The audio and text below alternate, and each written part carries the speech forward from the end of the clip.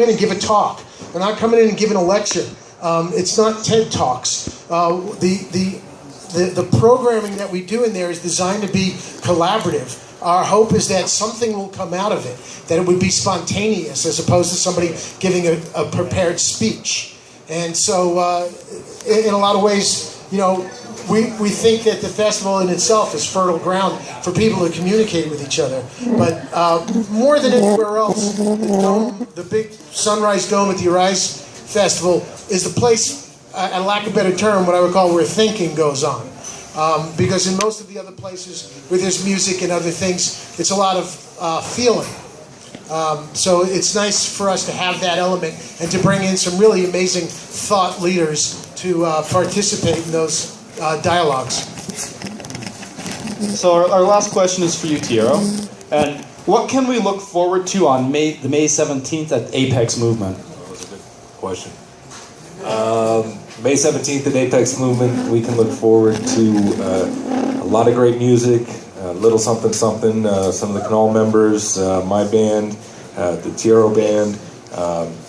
We got Buddha Bomb, who's a local DJ hero. We have Fractal Tribe, which is an extraordinary circus troupe of acro yoga and aerial type things. We can look forward to 4,000. It's a 3-day festival, right? It's a 3-day festival in 4 hours or 5 hours at Apex Movement on May the 17th. 4,000 square foot parkour gym, modified to be underground wild dance party and go for it all the way situation. May 17th we'll have a lot of the Arise staff will be there, volunteers and crew, and Starwater Bar will be kicking out the goodness for everybody at that event. So we want to see everyone there. Where can you buy tickets currently? You can buy tickets online. You just look up Arise Festival Pre-Party Starwater Bar on Facebook, and all links are there. You can also buy it at the Arise Festival website, arisefestival.com. Wonderful. You can't buy tickets there? Can you? You can. There's a link. There's a link. Yes. Oh yeah, there's a link on our Rise Festival Facebook zone. Yeah. Yeah. If not, I'm wrong. Which is what practicing being human is all about. That's right. Let's give it up for Paul and Tiero. Thank you. Let's give it up for Zoe and the Starwater crew. 303. 303 Vodka. Okay, does anybody have in the audience have any questions? Hold on now. Sit down. I still have one or two more answers if you do. Alexis? What last year was the moment where you felt the most like a Rise empowerment? Like when you were like, this is the vision of a Rise. Like, what was your favorite moment for that? When everyone went home. That's always my favorite. No, I mean it in some way because you know it's a sense of relief. You know, it's like being a designated driver and you dropped your drunk friends off at their house, and you know you didn't have quite as much fun as they had, but you're glad they were safe and they had a good time. So you know, as much as that was funny, or at least a little bit funny, there's also some truth to it. It's a great feeling of relief, and I'm not going to say that victory, but there is a sense when everyone went home, they were uplifted, that we did it. Then we just need to clean up every bottle cap and cigarette butt. And my hope is that at some point in the future there never will be one to clean up. That all of our attendees, that all of our attendees are all on the same page. That's what we're trying to do with the literary movement. Get us all on the same page. Yeah. Wow. Okay. Any other questions from the audience? Did Tiero have a moment last year?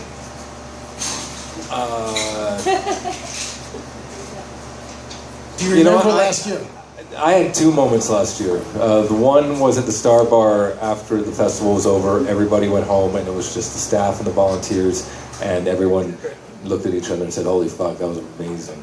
And we threw one of the best parties I've ever been to, and I've been to a lot of parties. That was a great moment. that was a fun party.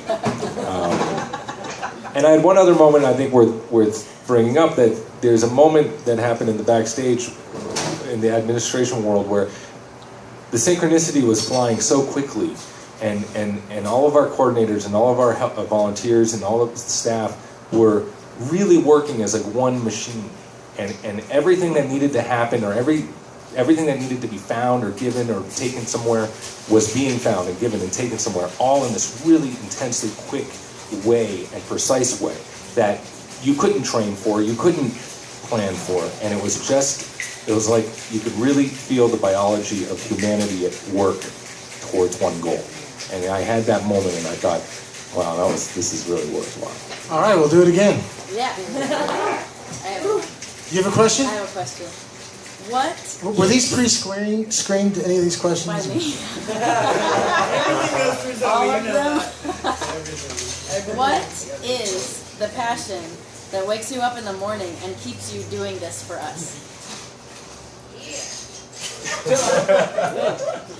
There's a lot of assumptions there. Or the afternoon. Yeah, no. I don't know, I said it like twice. I love this project. I mean, do you want me to say it in a different way? I like it a lot. I mean... Is it for the participants? Is it for the workers? Is it for the artists? It's all about me, Zoe.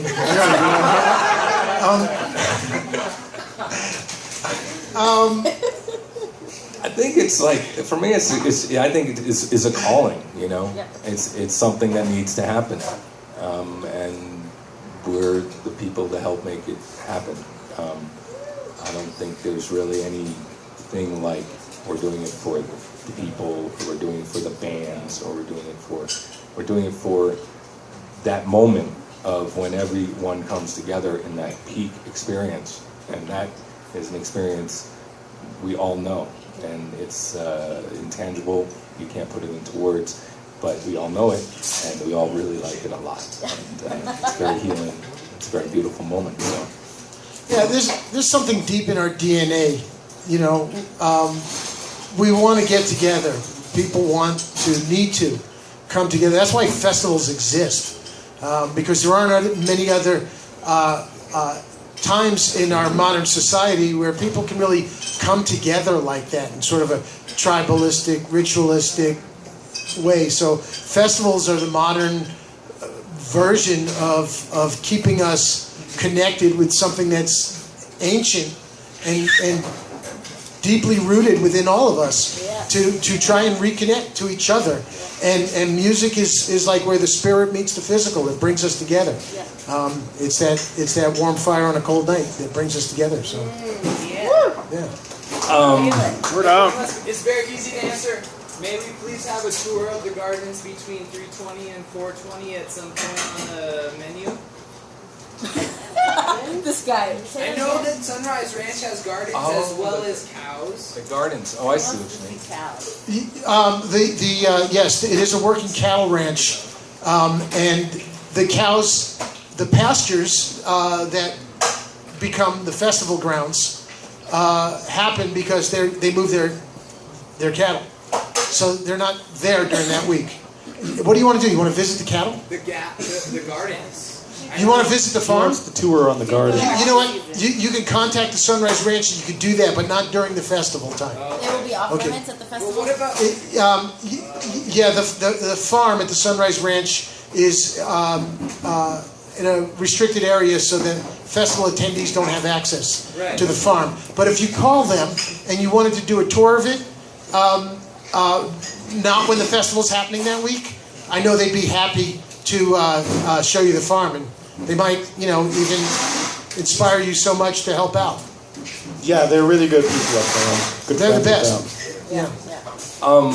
I got a question, and it's kind of a introduction that my friend Luke over here, who's sitting at the bar, is coming onto our team and is going to help us produce the festival. And I just wanted to ask Luke, what were you thinking?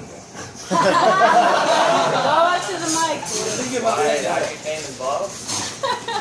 Nice pass off here. Wow. Well, there's a character in Lord of the Rings named Gimli. He was a dwarf, and he said a quote. Let me see if I can remember it.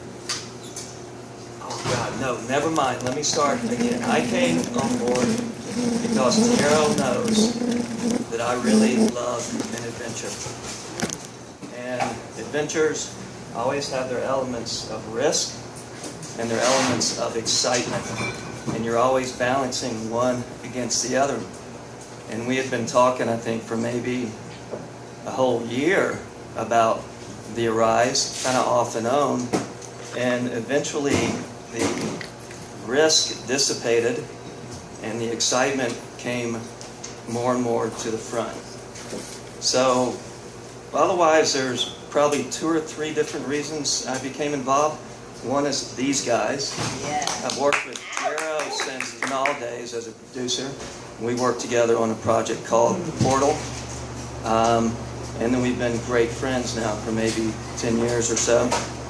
And then I just recently met Paul, and I'm crazy about this guy. Yeah. I mean, We're having fun. yeah, I think Paul is very good for me. His excitement and enthusiasm feeds me for the project and feeds kind of the rest of my life. I did my thesis on enthusiasm.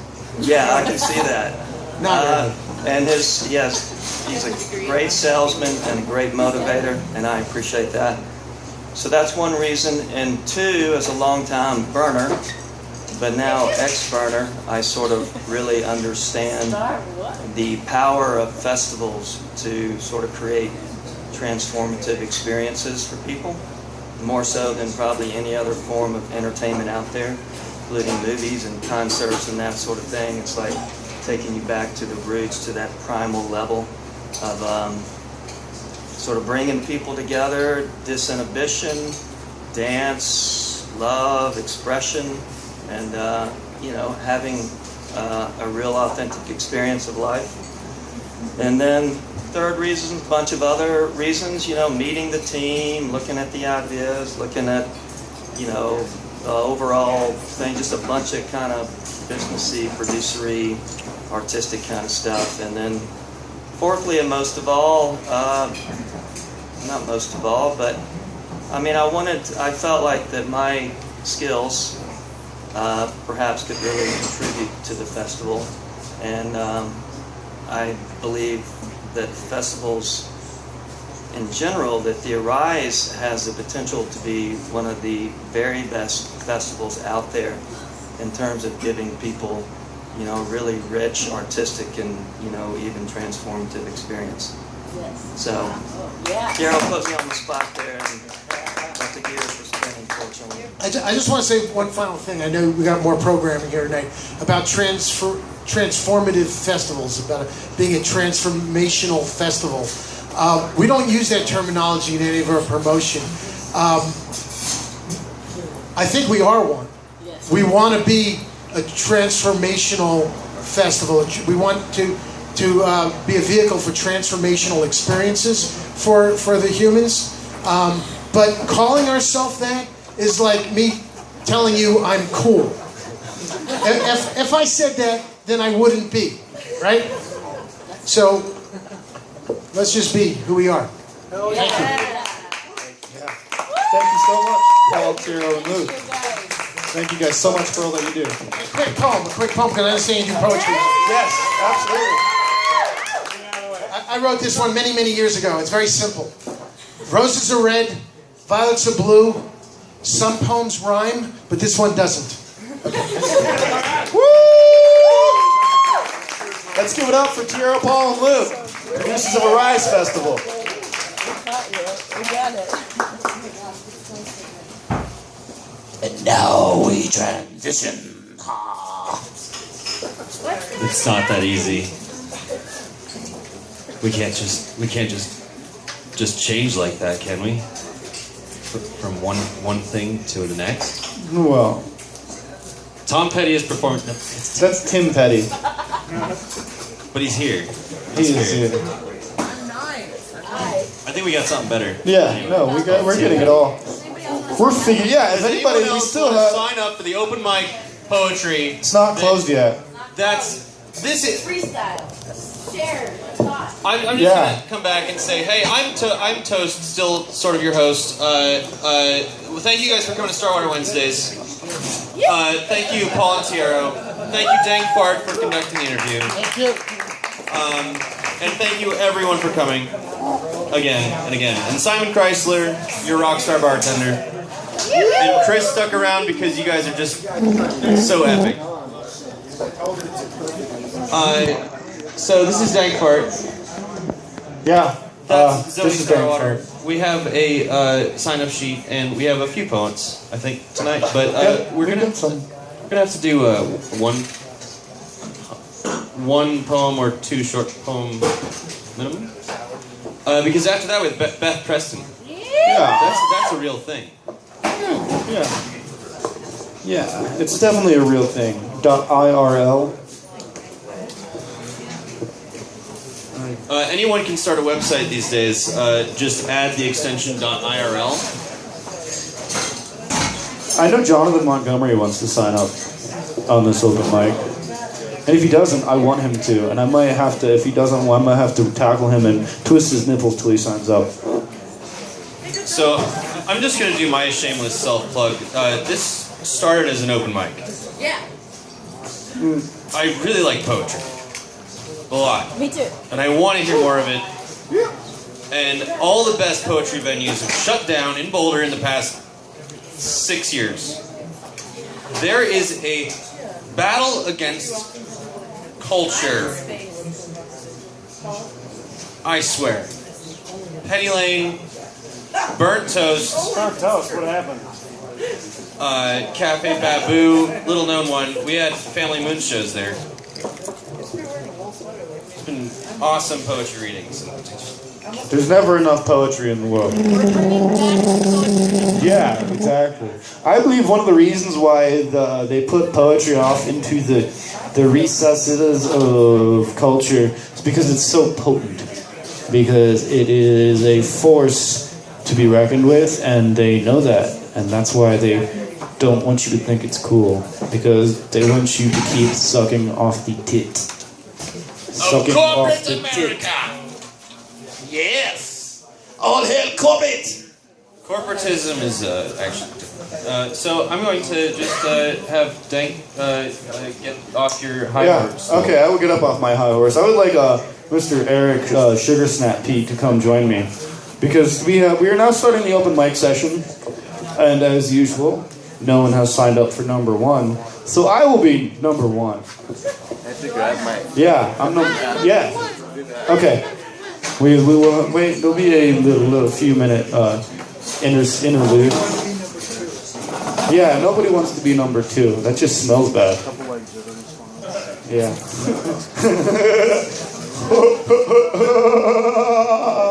I love you all so much, and thanks for being here. Give yourself a round of applause for showing up. If you weren't here, I'd just be a crazy person talking on the microphone myself.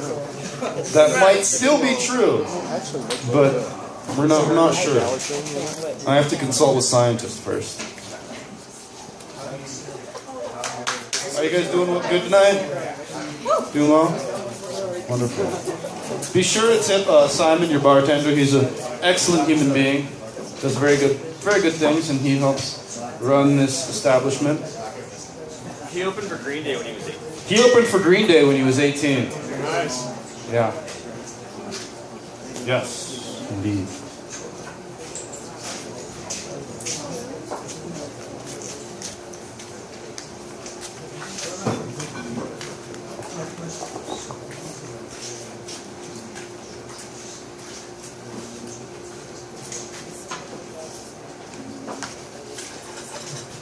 So I'm going to be putting together a poetry album in the near future, and it's going to be featuring Eric on many different instruments that are chorded, and it's going to be pretty fascinating. The title of it is going to be Jesus and the Aliens. And the theme is that no one's coming to save us. So we got to figure out how to tie our own shoes and change our own diapers.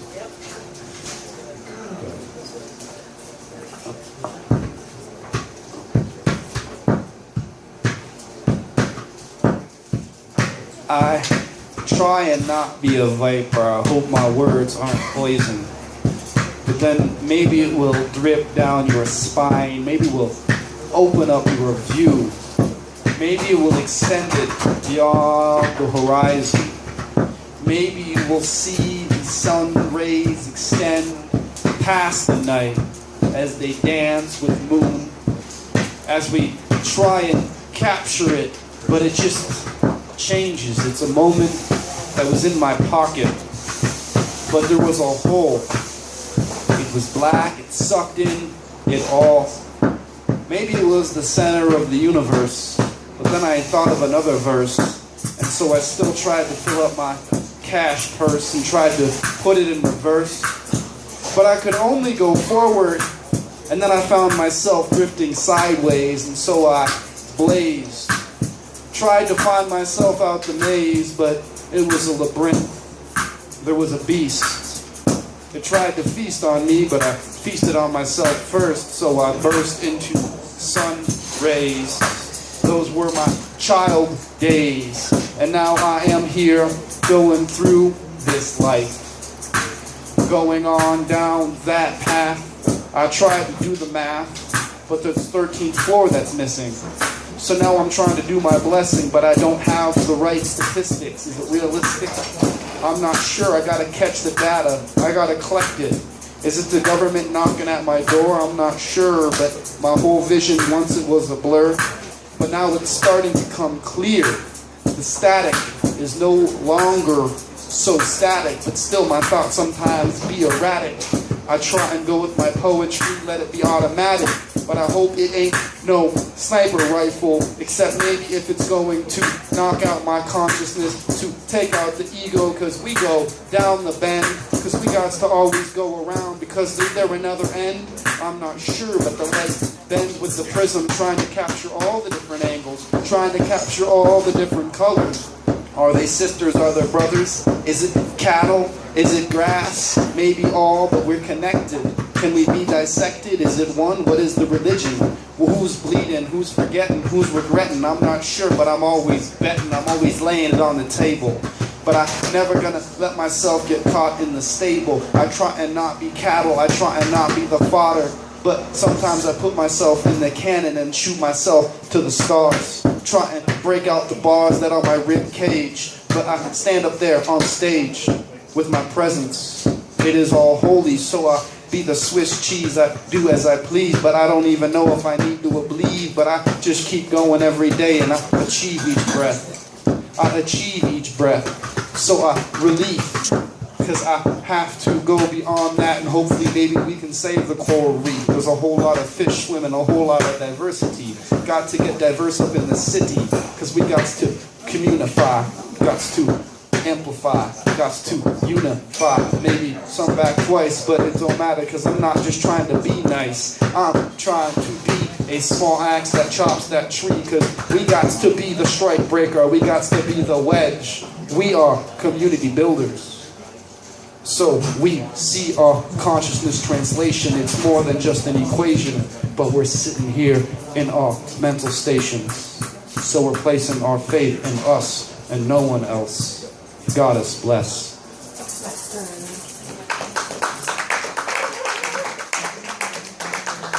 Thank you. Next up we have Jim the Man of Steel, one of my favorite poets.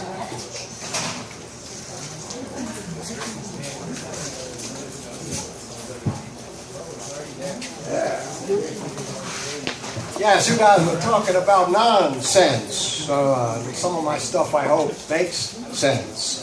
I try anyway to stay away from that nonsense. Plays the thing. Plays the thing. Each one has a role.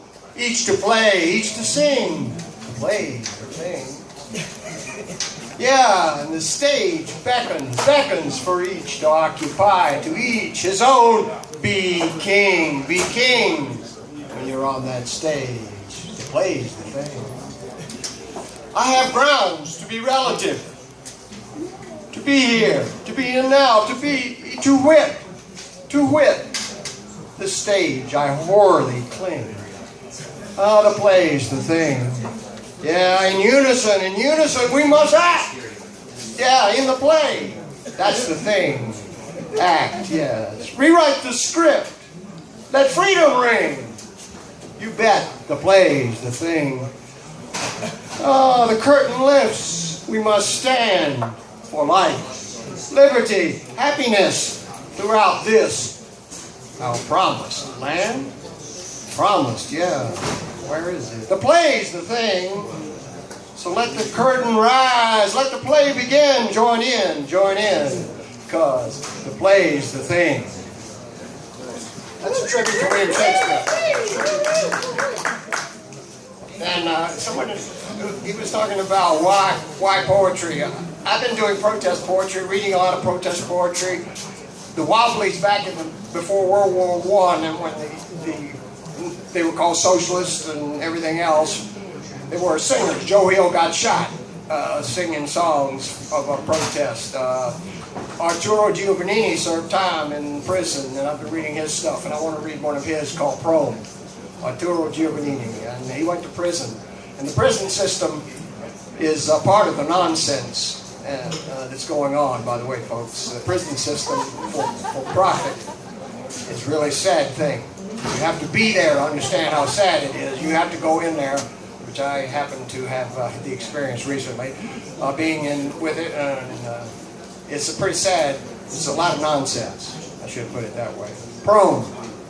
These are but songs. They're not a creed. They're not meant to lift nor save. They won't appeal nor intercede for any fool or any knave. They hold no covenant, no pledge for him who dares, no foe assail. They are the blows of my own sledge against the walls of my own jail. I stand to watch at this van post of my own war that I am captain of. No holy fire of Pentecost can force on me a Savior's love. I fight alone, win or sing. I need no one to make me free. I want no Jesus Christ to think that he could ever die for me. If what I have I give, you can be sure I lay no heavenly store. And what I take from any man, I gain no thankful feeling for. All that you worship, fear, and trust, I kick into the sewer's maw and fling my shaft in my disgust against your gospel and your law. Yes, oh yes, oh yes, I know the firing line outstretches way beyond my arms. I know this muffled song of mine is but one shout of many alarms. But though along the battle range I press with many in one pursuit, I have my personal revenge, my private enemy to shoot.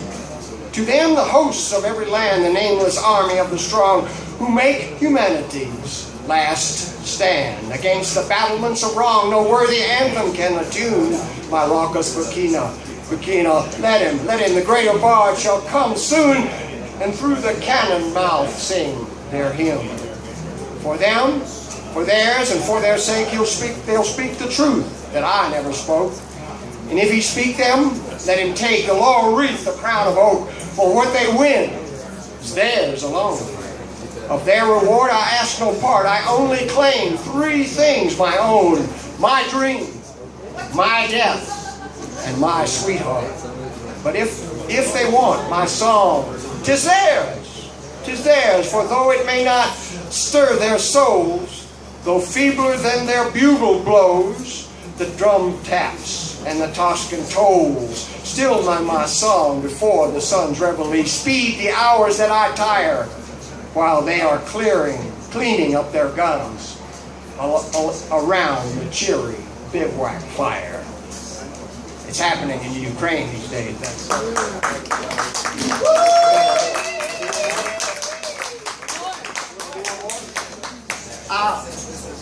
I try to, this is my version of my countryticity, by the way, folks. I hope that's not too much non-patriotic stuff, but my country 'tis to be, once sweet, now sour, this land, once liberty, Of thee I sing, when will our freedom ring? Land, land where the natives died, land now the pilgrim's bride. From every mountainside, let some freedom ring. My native country, thee, land of the rich, nobility. Thy name once of love as we love the rocks, the rills, the woods, the temple hills. My heart with rapture was so filled like those that once did fly above. Once. Let the music swell in every breeze and freedom's ring caress the trees. Sweet freedom's song. Let mortals' tongues awake. Let all our breath partake. Let the rocks their silence break. And may its sound prolong. Our fathers' God, to thee, the author of our liberty, of thee we ask. How long must we endure this land in such unholy blight? When will freedom's holy light protect and guide us through this our plight? Great Spirit, my country, 'tis of thee. Bring back this land of our liberty. Thanks. All right.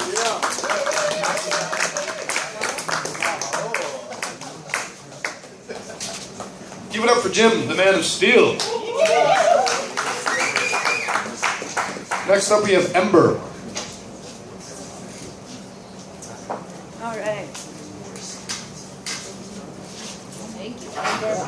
Hello, everybody. So I've always been a fan of poetry. I've always wanted to do a poetry reading, and I've never been able to.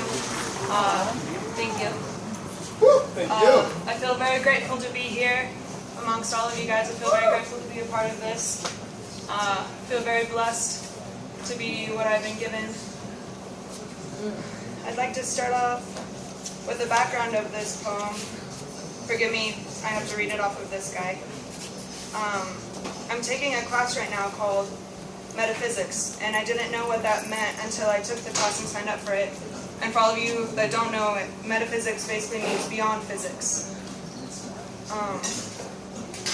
So our last assignment was to read an article that wasn't a part of what we have read. And me being the weirdo I am, I picked one about the absurd by Thomas Nagel. Alright. How beautiful it is, this gift of life, this gift to be. The irony is, it is what you perceive. How vast your ontology. Idiosyncrasy shows you. What you know either flows you or stills your will to grow. To be happy is a choice. To be ignorant in an age of information, or to have a voice. The absurdity is, our transcendent consciousness is within an immense majority of reality. We are but a small human form, a speck in space and time. Each chain of action holds many justifications, and we are the authority. If there is no reason to believe that any